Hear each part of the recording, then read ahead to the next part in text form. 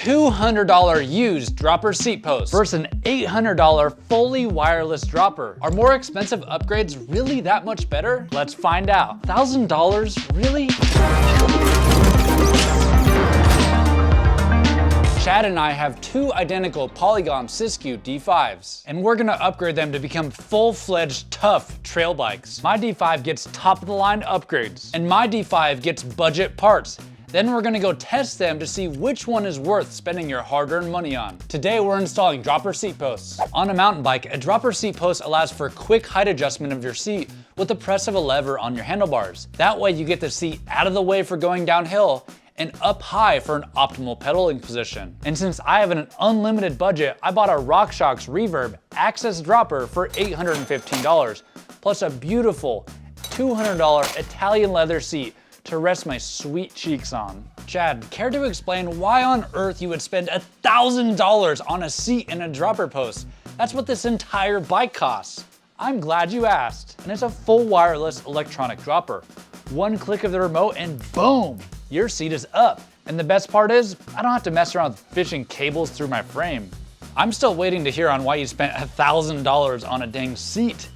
Cause you know, it's wireless, no cables. Declutter my cockpit, bro. And I'm going with a used $150 P&W loam dropper in a $30 carbon seat. Hey, isn't that dropper off your D7? All right, yeah it is, but I wasn't expecting you to spend literally $1,000 on a dang seat. My dropper can easily be found for $150 used or $200 new. It's cable actuated, which means, guess what? I'll never run out of batteries like you will on the trail. My batteries are good for 40 hours of ride time. I thought you said no questionable crappy parts.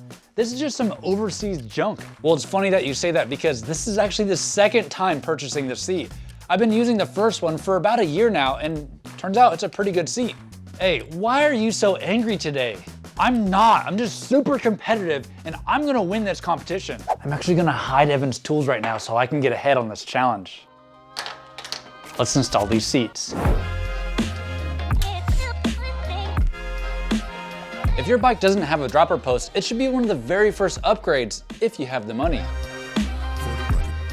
And for the money, it's the best way to improve your Strava times because you don't have to get off your bike to lower your seat on every hill. It's a pretty easy DIY upgrade, but the hardest part is internally routing the cable through the frame.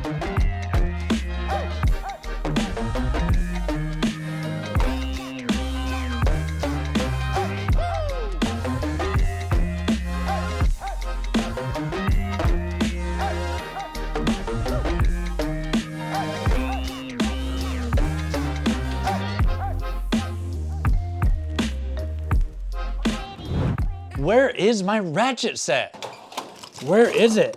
That reminds me of this video's sponsor, NordVPN. It's one of the fastest and safest VPNs to protect your identity. But why would you want a VPN? Where is that ratchet? Well, NordVPN works like my missing ratchet. Here, let me show you. You see, when you browse online, every website can see your location, and your internet provider can track everything that you're doing. NordVPN makes it appear like you're in a different location by encrypting your data to evade unwanted trackers. I like it because I can change my location so I can watch live pro cycling events that are normally geo-restricted for the US. And to celebrate NordVPN's 10th birthday, they're offering a limited time deal. When you sign up through nordvpn.com/Evans, you'll get a free month on your 2-year plan and a bonus gift. That's less than $4 a month. It's risk-free with NordVPN's 30-day money-back guarantee. Here's my missing ratchet. It's been there the whole time. Well, it sounds like your tools used NordVPN to appear like they were somewhere else. Now back to the install.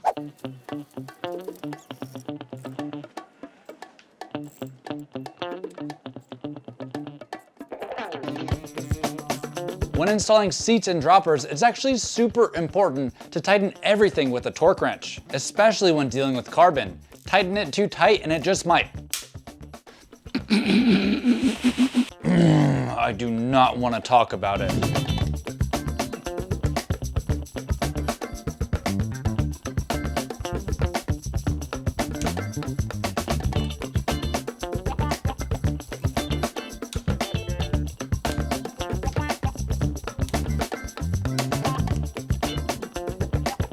Oh no.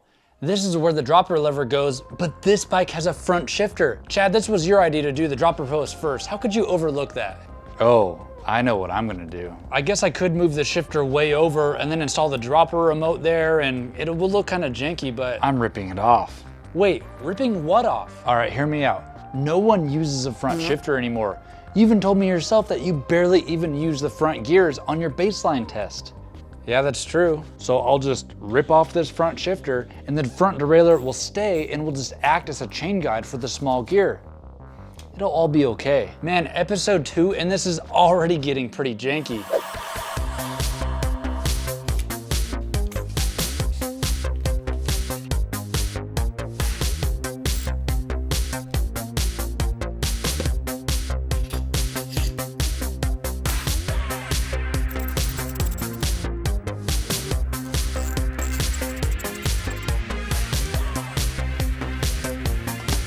Oh man, my wireless dropper is so smooth, way better than that analog dropper. Chad, you do realize that the only thing that matters is that the dropper post goes up and down when you want it to, right? Well, the reverb is also an investment.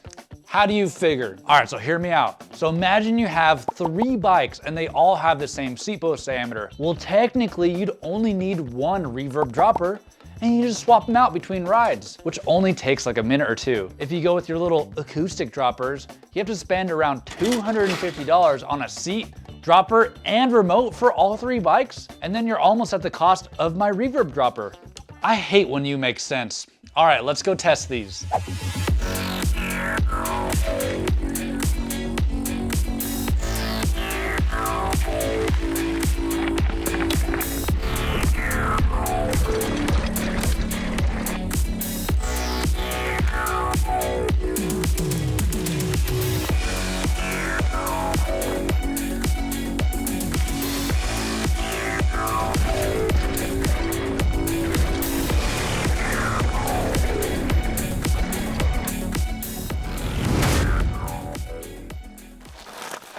Finally, here, hold my LaCroix, it's my turn.